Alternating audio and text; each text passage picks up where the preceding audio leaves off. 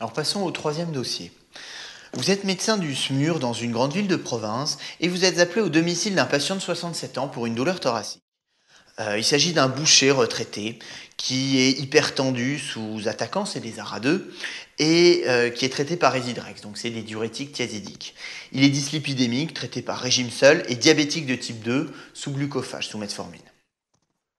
Alors brutalement, il a présenté une douleur thoracique rétrosternale constrictive qui est radiant au cou, qui évolue depuis à peu près 1 heure au moment où vous le voyez, qui est apparu au repos et qui ne cède pas malgré la prise de Doliprane.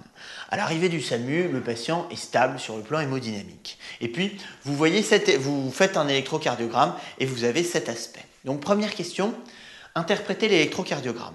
Alors, on voit que c'est un électrocardiogramme qui est régulier, sinusal. On a une fréquence cardiaque qui est à l'œil entre 90 et 100 par minute. On voit un axe gauche, puisqu'on a une positivité en D1 et en VL des complexes QRS. Les ondes P et les espaces PR sont normaux. Et puis, ce qui doit vous frapper, c'est que les complexes QRS sont élargis à plus de 0,12 secondes, avec une positivité retardée dans les dérivations de gauche et une négativité tardée dans les dérivations de droite, ce qui correspond à un aspect de bloc de branche gauche complet. À côté de ça, on a des troubles de la repolarisation, on voit un sus-décalage en V2 à V5, mais ces troubles ne sont pas interprétables dans ce contexte. Donc, en conclusion, il s'agit d'un aspect de bloc de branche gauche complet.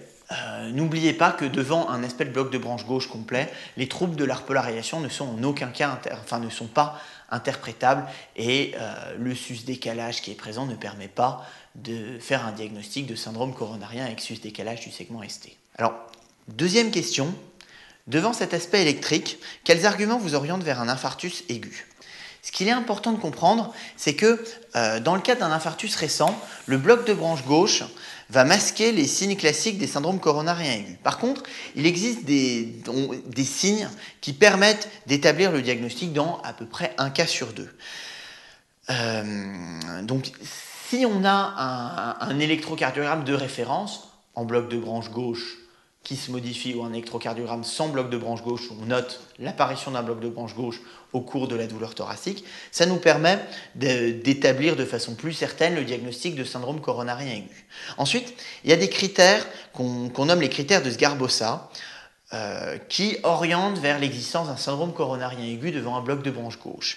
Ces critères, c'est soit l'existence d'un sus-décalage du segment ST de plus de 5 mm en V1 à V3 ou lorsque les QRS sont négatifs, soit l'existence d'un sus-décalage de plus de 1 mm lorsque les QRS sont positifs, c'est ce qu'on appelle une concordance, soit l'existence d'un sous-décalage de plus de 1 mm en V1 à V3 lorsque les QRS sont négatifs. Et donc, sur cet électrocardiogramme, vous pouvez noter que ces trois critères sont présents. Donc, en étant attentif, on aurait pu remarquer qu'on a un bloc de branche gauche qui ne permet pas de conclure, mais des arguments qui doivent orienter vers un syndrome coronarien aigu. Mais n'oubliez pas que ce sont des critères qui ont une sensibilité qui n'est que de 50%. Et donc, l'absence de ces critères ne permet en rien d'éliminer un syndrome coronarien aigu. Et de même, ce sont des critères qui n'ont pas une spécificité parfaite, donc leur présence n'est pas pour autant un argument absolu. Troisième question, quelle est votre attitude thérapeutique immédiate ? Du fait du caractère typique de la douleur et puis de l'aspect électrique du bloc de branche gauche, il faut considérer ce patient comme un syndrome coronarien aigu avec sus-décalage du segment ST jusqu'à preuve du contraire.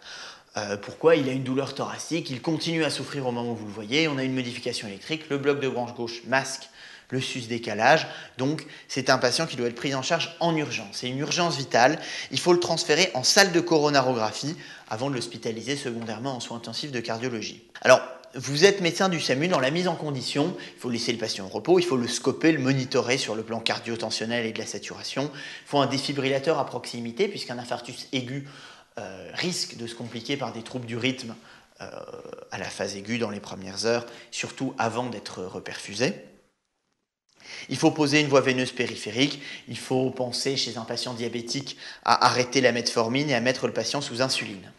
Ensuite, il faut traiter le patient sur le plan symptomatique. Donc, mettez des antiagrégants plaquettaires, une double antiagrégation avec de l'aspirine plus du Plavix ou du Prasugrel avec des doses de charge. C'est 500 mg par voie intraveineuse pour l'aspirine, et puis en Plavix 600 mg, en Effiant 60 mg. On peut discuter les anti-GB2B3A. Ensuite, il faut anticoaguler le patient à dose efficace, donc avec des bolus d'héparine par voie intraveineuse, voire avec des héparines de bas poids moléculaire. Ensuite, il faut instaurer un traitement anti-ischémique par bêta-bloquant cardiosélectif type athénolol ou bisoprolol, si bien sûr la tension artérielle et la fréquence cardiaque le permettent.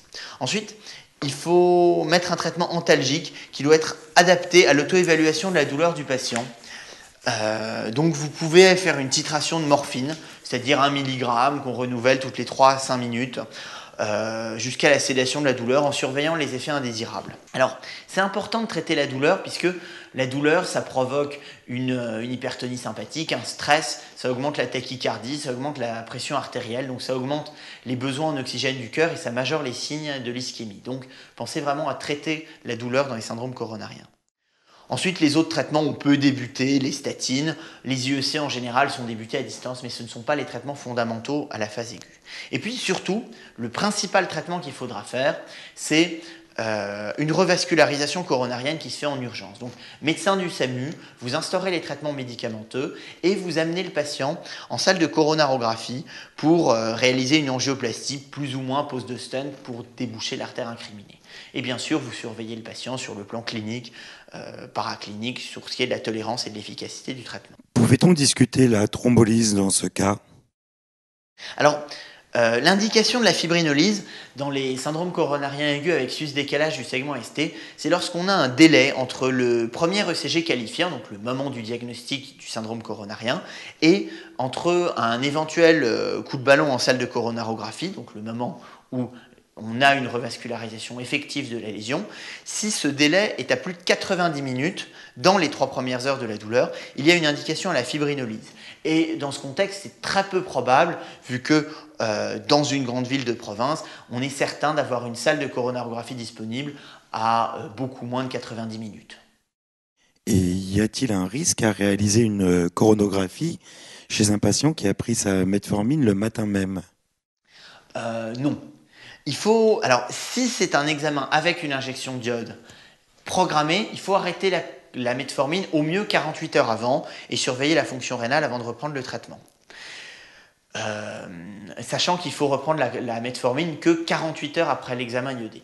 Mais le plus important pour prévenir une acidose lactique, c'est surtout de laisser un délai de 48 heures entre le moment de l'injection d'iode et la reprise de la metformine. L'arrêt de 48 heures avant l'examen est beaucoup moins important et dans tous les cas, le rapport bénéfice-risque de décaler le geste est clairement désavantageux. Le risque d'acidose lactique est minime, il faut surtout arrêter la metformine dès que possible et ne la reprendre que 48 heures après l'examen iodé. Quatrième question. Pendant le transfert vers l'hôpital le plus proche, l'état hémodynamique du patient se dégrade. La pression artérielle chute à 62,41 mm de mercure, la fréquence cardiaque chute à 35 par minute, la saturation d'oxygène descend à 87% en air ambiant, ce qui nécessite une oxygénothérapie au masque à haute concentration. Le patient est pâle, marbré au niveau des 2 genoux. Et puis, l'électrocardiogramme montre cet aspect. Alors, question numéro 4, interpréter cet électrocardiogramme. On voit une bradycardie qui est très lente, environ 18-20 par minute, et régulière. Elle n'est pas sinusale puisqu'on voit une dissociation atrioventriculaire complète, puisqu'on a des ondes P qui ont une fréquence à environ 100 par minute, et des complexes QRS qui ont une fréquence d'un peu moins de 20 par minute. Et les QRS sont un petit peu élargis. Donc il s'agit d'un bloc atrioventriculaire complet, donc un bloc atrioventriculaire du 3e degré, avec une dissociation atrioventriculaire complète. Alors, 5e question, quel est votre diagnostic? Donc ici, il s'agit d'un choc cardiogénique, puisque le patient présente des signes de choc, il est hypotendu, tachycarde, marbré, avec une mauvaise tolérance hémodynamique. Ce choc cardiogénique est secondaire à un syndrome coronarien avec sus-décalage du segment ST ou un infarctus aigu, qui est récent. Il est important de donner le caractère récent, puisque l'infarctus étant depuis moins de 3 heures, il doit être revascularisé en urgence. Et ce, avec une probable occlusion de l'artère interventriculaire antérieure au vu du bloc atrioventriculaire de type 3 mal toléré. Et ce syndrome coronarien aigu se complique d'un bloc atrioventriculaire du 3e degré, mal toléré, bien sûr, sur un terrain de patients âgés avec de nombreux facteurs de risque cardiovasculaire. Est-ce qu'on ne retrouve des BAV3 d'origine ischémique que dans les occlusions de l'IVA? Et comment être sûr qu'il s'agisse de ce territoire? Alors, pour la première question, non. Le bloc atrioventriculaire complet peut être retrouvé dans deux types d'ischémie coronarienne, soit dans les infarctus sur l'artère interventriculaire antérieure, soit dans les infarctus sur la coronaire droite. Par contre, ce qu'on sait, c'est que les infarctus sur l'artère interventriculaire antérieure provoquent des blocs atrioventriculaires du type 3 qui sont bas situés, donc il y a un échappement lent, ce qui est le cas ici vu que la fréquence est très lente et que les QRS sont un peu élargis, donc un échappement ventriculaire qui est mal toléré. Par contre, les blocs atrioventriculaires complets dans le cadre d'occlusion de la coronaire droite donnent des échappements qui sont plus rapides, qui sont plus hauts, qui sont mieux tolérés. Et ici, vu la gravité du tableau clinique et l'échappement probablement bas situé, on est très probablement, bien sûr sans certitude, mais très probablement dans le cadre d'une occlusion de l'artère interventriculaire antérieure. 6e question. Le patient est transféré en salle de coronarographie, mais malgré l'atropine, le rythme sinusal reste très lent. Alors, quels sont les deux éléments principaux qui vont permettre de prendre en charge le trouble conductif? Alors, vous avez un patient qui fait un bloc atrioventriculaire complet mal toléré dans le cadre d'un infarctus. Il y a deux choses à faire. La première chose, c'est une revascularisation coronaire en urgence. C'est le traitement étiologique. L'ischémie provoque le trouble conductif. En traitant l'ischémie, on pourra probablement guérir le trouble conductif. La deuxième chose, c'est d'installer une sonde d'entraînement électrosystolique, ce qui peut être fait soit d'emblée, puisque c'est le traitement plus rapide et plus efficace, soit en cas d'échec de l'isoprénaline. Alors, je vous rappelle que les blocs atrioventriculaires ischémiques sur une occlusion de l'artère ventriculaire antérieure ne répondent jamais à l'atropine. Pourquoi? Parce que le mécanisme n'est pas vagal. Donc l'atropine mise par le SAMU ne pouvait pas marcher.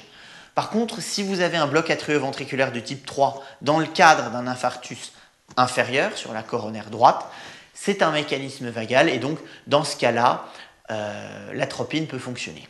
Alors, 7e question. La coronarographie retrouve une occlusion thrombotique de l'artère interventriculaire antérieure qui du coup bénéficie d'une revascularisation, elle est thromboaspirée, puis bénéficie d'une angioplastie avec la pose d'un stent nu. Quels sont les meilleurs critères de reperfusion d'un infarctus aigu? Alors, les critères de reperfusion d'un infarctus aigu, il y en a plusieurs. Le premier, qui est un des plus importants, c'est le critère clinique, c'est la sédation de la douleur. Le patient n'a plus de douleur thoracique, c'est un très bon signe de reperfusion de l'infarctus. Le deuxième, ce sont des critères au niveau de l'électrocardiogramme. Alors, on a la normalisation du sus-décalage du segment ST. Si on a une normalisation d'au moins 50% du sus-décalage, donc un sus-décalage qui passe par exemple de 4 mm à moins de 2 mm, en post-revascularisation, c'est un excellent critère de reperfusion. Ensuite, on a certains troubles du rythme, comme le RIVA, qui sont des marqueurs de reperfusion. Enfin, c'est un argument qui est plutôt a posteriori, c'est ce qu'on appelle le pic enzymatique précoce, c'est avoir une normalisation plus rapide du taux de troponine, qui est un critère de reperfusion. Que signifie RIVA? Alors, le RIVA, ça signifie rythme idioventriculaire accéléré. Alors, quelle est la conduite à tenir devant un rythme idioventriculaire accéléré? En général, c'est quelque chose qui est banal, qui est fugace, qui est bien toléré sur le plan hémodynamique. C'est fréquent lors d'une reperfusion coronaire, notamment par thrombolyse, et c'est un des critères de succès de la revascularisation d'un infarctus. En général, le RIVA, c'est spontanément régressif, et le RIVA ne nécessite aucun traitement antiarythmique intraveineux. Parfois, chez certains patients, ça peut être un peu moins bien toléré avec des malaises, des palpitations. Et dans ce cas, ça peut être traité par atropine, mais le RIVA, il n'y a jamais de gravité. Ensuite, 8e question. Malgré une fréquence cardiaque normalisée, l'état hémodynamique reste précaire. Et ceci impose un autre geste qui doit être réalisé en salle de coronarographie. Lequel? Dans le cadre de syndrome coronarien aigu, avec sus-décalage du segment ST, compliqué de choc cardiogénique sur une occlusion de l'artère interventriculaire antérieure, il est nécessaire de mettre en place un ballon de contre-pulsion intra-aortique en salle de coronarographie. Neuvième question. Après une prise en charge en soins intensifs, l'évolution est favorable. Le patient est stabilisé en à peu près 15 jours d'hospitalisation. La séquelle cardiaque est très importante avec une akinésie antéro-septo-apicale et une dysfonction VG sévère avec une fraction d'éjection estimée à 25%. Quelle prise en charge au long cours envisagez-vous? Alors, suite à la sortie de l'hôpital, il faut envisager un transfert en réadaptation cardiaque, puis un traitement ambulatoire au long cours. Il y aura différents volets dans le traitement du patient. D'une part, le traitement médical de l'infarctus doit comprendre différents médicaments. Des bêta-bloquants, comme de l'athénolol ou du cardanciel, des inhibiteurs de l'enzyme de conversion de l'angiotensine ou des antagonistes des récepteurs de l'angiotensine 2, des statines, de l'aspirine à vie, une deuxième anti-agrégation plaquettaire avec des thiénopyridines comme du clopidogrel ou du prasugrel qui est indiqué pendant au moins 9 mois après un infarctus, à indiquer pendant 12 mois en cas de pause de stent actif. Il faut prescrire aux patients des dérivés nitrés, donc à prendre en spray sublingual en cas de douleur angineuse, en expliquant au patient qu'il doit, en cas de douleur, prendre les sprays assis, attendre quelques minutes et si la douleur ne cède pas, qu'il doit appeler le SAMU. Ensuite, il faut instaurer des anti-aldostérones, donc les plérénones, du fait de la dysfonction ventriculaire gauche sévère. Et en cas de symptômes d'insuffisance cardiaque, de signes congestifs, il faut mettre en place des diurétiques de Lance à dose minimale efficace. Donc je vous rappelle, IEC ou ARA2, bêta-bloquants et anti-aldostérone doivent être mis à dose maximale tolérée, là où les diurétiques sont mis à dose minimale efficace. Ensuite, il faut mettre en place un traitement électrique selon les indications. Donc, un pacemaker triple chambre pour resynchronisation si on a une insuffisance cardiaque de stade 3 ou 4 avec une fraction d'éjection à moins de 35% et des QRS élargis à plus de 120 millisecondes. Et un défibrillateur implantable parce que chez ce patient, la fraction d'éjection cardiaque est à moins de 30 ou 35% malgré traitement optimal. Ensuite, il faut adresser le patient en rééducation, en réadaptation cardiaque pour être réadapté à l'effort aérobie, ce qui permet d'améliorer ses symptômes, son observance au traitement, sa survie, etc. Et puis, il faut corriger tous les facteurs de risque cardiovasculaire. Donc ça se base d'une part sur des règles hygiéno-diététiques, un régime modérément hypocalorique, hyposodé, pauvre en sucre rapide et en lipides saturés, une réduction pondérale, une activité physique adaptée d'au moins 3 fois 30 minutes par semaine, un sevrage tabagique avec, si nécessaire, des aides au sevrage. Il faut prendre en charge son hypertension artérielle, son diabète, sa dyslipidémie. Pour ce qui est des mesures associées, une prise en charge à 100%, une déclaration d'affection longue durée. Il faut éduquer le patient, lui expliquer à lui, à son entourage, quelle est la conduite à tenir en cas de récidive douloureuse, en cas d'insuffisance cardiaque. Et puis bien sûr, c'est un patient qui doit être surveillé régulièrement par son médecin traitant et son cardiologue, avec des examens réguliers, des électrocardiogrammes, échographie cardiaque et tests d'ischémie. Chez ce patient avec une FEVG à 25%, faut-il mettre le défibrillateur implantable d'emblée ou peut-on espérer une amélioration de la FEG sous traitement médical? Alors, la décision de mise d'un défibrillateur ne se prendra pas en urgence dans ce contexte, parce qu'on sait que sur le territoire myocardique ischémié, il peut exister une viabilité, c'est-à-dire que certaines zones sont sidérées après l'infarctus, et une fois revascularisées, elles peuvent récupérer dans un délai qui peut être plus prolongé, quelques jours. Globalement, on considère qu'il faut attendre quelques mois, on retenait un ordre de grandeur d'environ 3 mois, le temps d'instaurer un traitement médical efficace, de faire de la rééducation cardiaque et le temps de bénéficier pleinement de la revascularisation. Et donc, après ce délai de quelques mois, si la FEVG reste inférieure à 30 ou 35%, on mettra un défibrillateur. Si elle s'est améliorée au-delà de ce seuil, on ne mettra pas de défibrillateur.